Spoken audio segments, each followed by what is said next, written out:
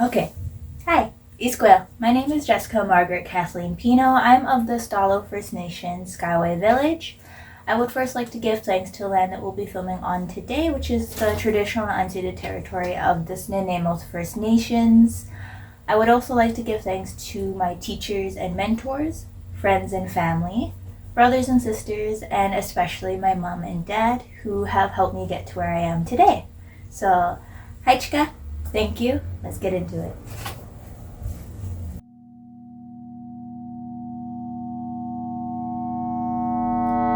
Who am I? What am I supposed to do in this world?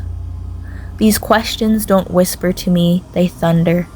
They shake the ground beneath me. When I hear the truths families still face, the pain, the loss, the constant fight to be seen, I feel it echo inside me. This isn't old history, it's still happening, woven into realities of Indigenous youth today, woven into my own journey. When I look at the beginning of my life, I see a small girl, tiny, fragile, waiting for warmth, a girl left on a porch as she made too much noise, in a foster home that was supposed to be safe but became dangerous.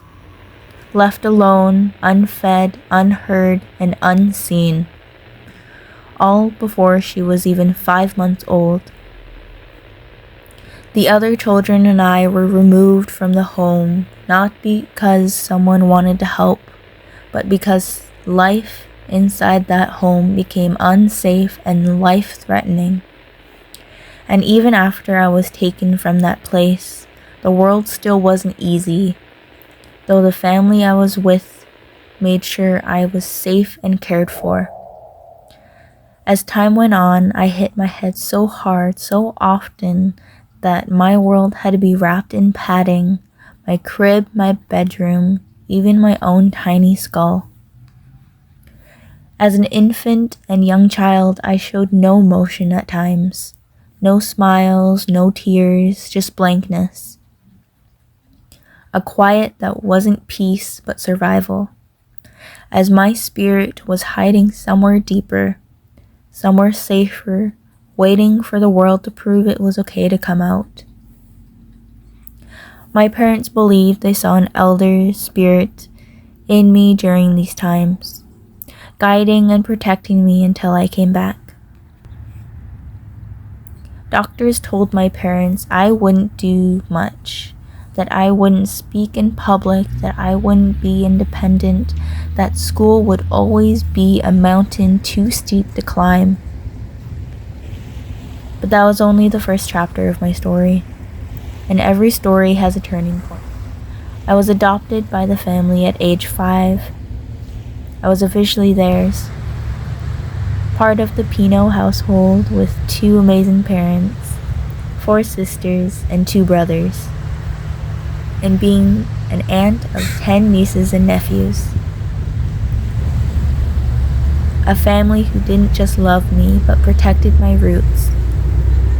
They kept me connected to my culture, my community, and my birth family as much as they could. They walked with me even when I barely knew how to walk with myself.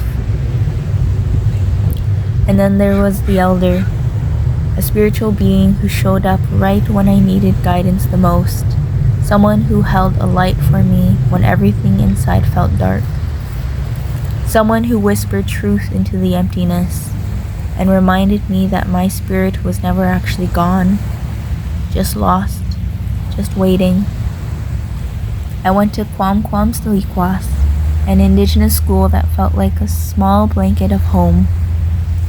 I visited my birth mom around these times too, until her addiction pulled her away from me. And even though she wasn't able to stay, a part of me kept reaching for her, wondering why things had to be the way they were. I fought to know myself, to understand where I came from, to understand why I was the way I was. There were times I slipped backwards, times when silence returned, when the world felt too loud and too heavy. Leaving Quam for a new school was another shock. A place where I stood out, where everything felt unfamiliar, and slowly I fell back into being stoic. Not because I didn't feel anything, but because I felt too much. Inside me was a storm: anger, sadness, confusion, questions without answers. Why was I like this? Why was I left behind? Why did everything feel so heavy? Why did I feel so broken? Art therapy became the first place where my emotions could breathe, where my hands could speak when my voice refused to, where colors, shapes, and lines became the language I didn't know how to speak. And things slowly, quietly began to heal. I stayed close to my culture.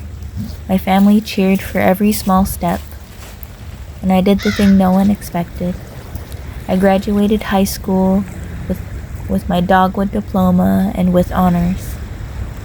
The girl who wasn't supposed to speak now stood in front of rooms full of people speaking her truth.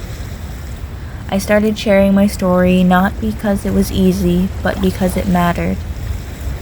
Because Indigenous children in care deserve better than what I went through. I spoke to caregivers, social workers, students, anyone who would listen, anyone willing to help repair a system that has been broken for far too long.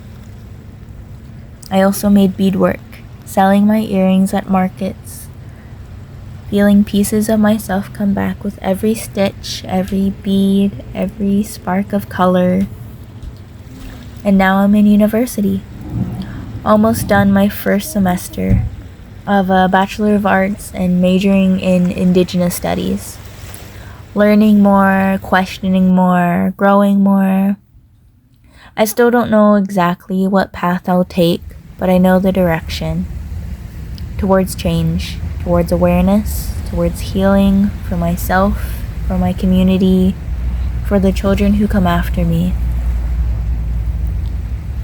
I want to speak, I want to stand, I want to be the voice that wasn't supposed to exist. I want to honor the girl I used to be, the one who survived before she ever learned the word for it. And when everything feels heavy, when the world begins to shake again, I hear my parents' voice. Tomorrow's another day. A reminder that even if today hurts, tomorrow can hold something different. Something gentler, something hopeful. A reminder to stay curious, to stay brave, and to stay myself. Because my story didn't end at struggle. It began there. And I'm still writing the rest. So Haichika, thank you.